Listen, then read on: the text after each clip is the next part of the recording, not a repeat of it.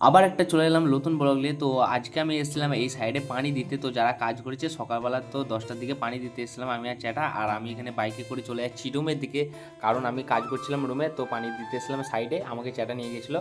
আর এখানে 10টা বেজে গেছিলো, তার জন্য আমাকে খাওয়া দাওয়া করতে হবে। আর রুমে এসে দেখি ভাই কেউ নাই, আর তার জন্য আমি এখানে মুখ হাতটা ধুয়ে নিচ্ছি, কারণ এবার খাওয়া দাওয়ার টাইম হয়ে গেছে। আর কেরলের নিয়ম তোমরা সবাই জানো। তো খাওয়া দাওয়ার পর আমিও বেরিয়ে গেলাম ভাই, বেশি লেট না করে, কারণ টাইম টু টাইম ভাই। আর এখানে দেখতে পাচ্ছ আমি সিট ক্লিনের কাজ করছি এখানে ভাই, অবস্থা কাহিল একবারই, মেশিন চালিয়ে এখানে দেখতে পাচ্ছ ভাই গাদা সিট লাটিয়ে দিয়েছি কাজ করে একবারই, মানে মাথা খারাপ যা সিট লাটাইছি ভাই, কেরলে করতেই হবে, গেলে কিছু করার নেই।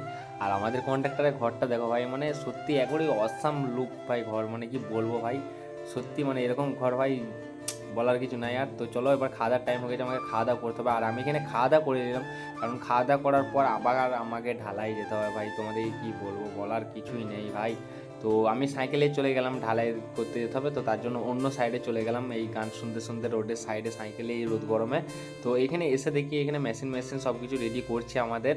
আর তোমাদেরকে চলো আমি ঢালাইটা দেখিয়ে দিই, কী ঢালাই হবে না ঢালাই হবে। তো আমাদের এখানে ব্যান্ড ঢালাই হবে, এই ব্যান্ডটা মানে দেয়াল মানে পাঁচিল তৈরি হবে আর ওপরে, তো এই জন্য একটা ছোট্ট করে একটা ব্যান্ড ঢালাই দেওয়া হচ্ছে এখানে, মানে অনেক বড় ব্যান্ড ঢালাই। তো কি বলবো, তো ঢালতে তো হবে, তো কিছু করার নাই। তো আমিও এখানে রেডিমেডি হয়ে ঢালতে লেগে গেছিলাম সবাই মিলে। তো ফাইনালি আমাদের ঢালা হয়ে গেছে, তো ছোট্ট করে মাঝের ক্লিপগুলো কেটে দিয়েছি। তো এখানে ঢালাই করে সবারই অবস্থা খারাপ, আর মানে এত কাজ করেও মানে মুখে হাসি ভাই, আমি ভাবতে পারছি না যে এটা কী করে সম্ভব, এটা কি সম্ভব এত কষ্ট কাজ করার পরেও মুখে হাসি, কিন্তু এটা কেরালাই হতে হবে।